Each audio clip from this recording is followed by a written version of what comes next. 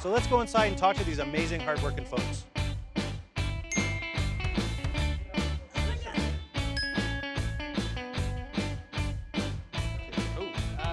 Sure.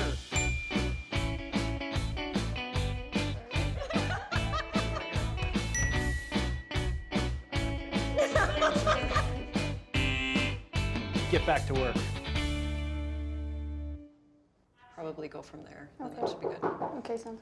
Tasha, Alex, how's it going?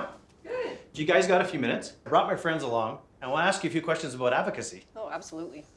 So can you tell my good friends at home what the advocacy department can do for RMA members? It's a great question. So advocacy is a core function of the association, but it takes many different forms. What we do is we work with our members to understand what their priorities and issues are. We drill into that, develop some key statements, key positions, then we work with other levels of government and stakeholders to try and find solutions that will benefit rural municipalities. One of the things we always struggle with is what advocacy success looks like. For us, it might mean getting legislation or policy changes done. It might mean developing some education that will inform policy changes, or it might just mean building a relationship with a key stakeholder that we might need to use down the road. So it can take many different forms. So what kind of support and materials does RMA Advocacy provide for our members? Oh man, we have so much good stuff for our members. Our website is packed with reports, toolkits, data. There's survey information on there, position statements. We try and position our members for success by developing data-driven research, position statements built on that research, and then release those to members so that when we're advocating on their behalf, when they're advocating locally, we're singing from the same song sheet. Oh, hey, there's Wyatt. Wyatt, can you come in here for a sec? Oh, hey, Tasha. Hey Wyatt, how's it going, man? Hey, pretty good. How you doing, Paul? Good, good. Hey, what have you been up to? Tell the good folks at home. Well, big thing we're working on now is the unpaid oil and gas property tax issue. So you know this is a big one. Most recent survey, our members were at $245 million.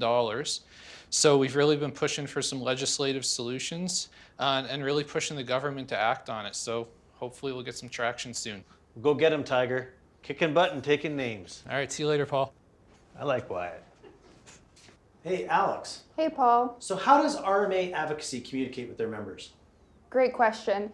So communication is integral to RMA's advocacy efforts. The RMA advocacy team works hard using different various mediums to ensure that our members are up to date with our advocacy efforts. We share a lot of our advocacy efforts. We also share emerging issues or legislation that we think might have an impact. So we really encourage that all members subscribe to Contact to get all of the great information.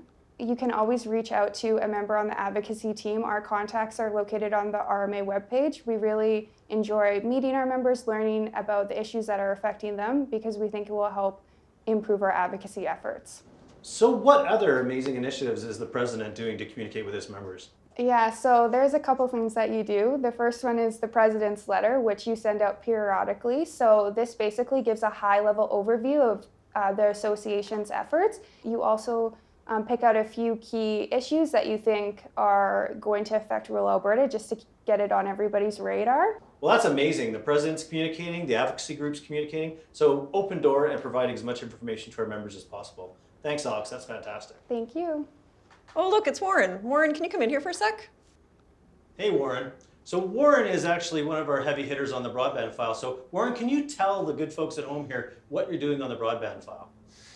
So I'm working right now on an internet speed testing project, which is really exciting for our members because it lets them participate directly in our advocacy by helping inform our message of how poor the internet in many rural communities is. And this lets us tell our story to federal decision makers about where funding is needed and what kind of programs we need to be involved in order to drive development for rural broadband. Thanks, Warren. So all these newly elected officials, what should they think about when they think about broadband? The internet is about much more than just Netflix. It's about economic development, telehealth, accessing education, and being able to work from home, which is something we unfortunately saw recently. Thanks, Warren. You've done a fantastic job for us. So go get him, Slugger. Appreciate it. Thanks.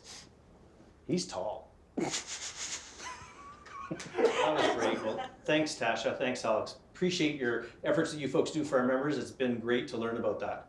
So now you've learned of the amazing things that RMA Advocacy does for you folks, but there's a whole part of RMA you may not know about. RMA Business Services. So why don't you come with me and find out more about RMA Business Services?